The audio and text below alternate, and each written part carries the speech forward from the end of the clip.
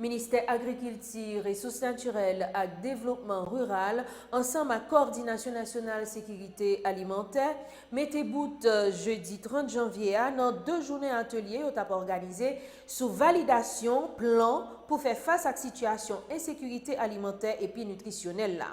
Il y a diverses recommandations qui doivent joindre autorités et acteurs concernés après atelier si là côté plusieurs partenaires nationaux ou internationaux qui travaillent dans le secteur agricole là t'es participé. On suit un extrait. Plus d'1 million de personnes sont déplacées alors que seulement 100 000 personnes ont déjà retrouvé un foyer ou sont revenues chez eux. Il était important d'agir. Je salue le sursaut du gouvernement et sa préoccupation et la priorité qu'il met à travailler aussi sur ce dossier alors qu'il y a tant de dossiers à gérer. Je remercie le gouvernement pour la responsabilité et la priorité qu'il y met. Cette situation, comme on le sait tous, affecte aussi et en premier lieu les populations rurales, les gens qui vivent en milieu rural. 70% des personnes en insécurité alimentaire vivent en milieu rural. Le plan de préparation que vous venez de discuter et que vous venez de finaliser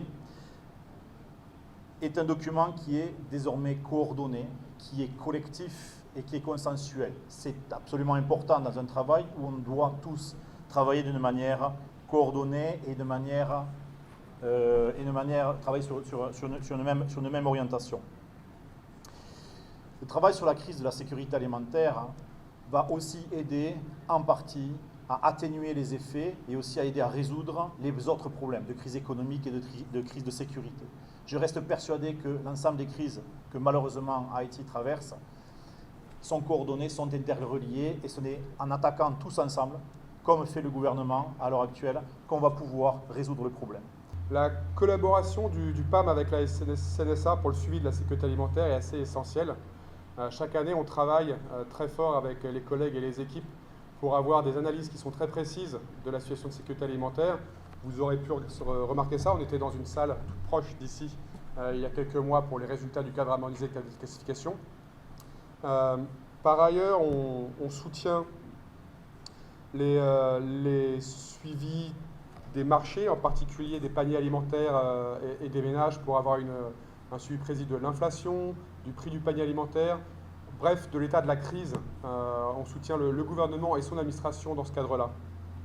Évidemment, le PAM est aussi connu pour sa capacité en fait, à soutenir la réponse à ces crises qui sont déjà en cours.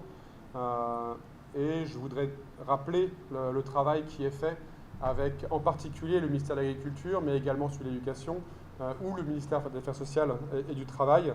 Donc tous ces aspects en fait, de soutien au gouvernement et sa administration pour pallier les conséquences de cette crise qui est déjà là.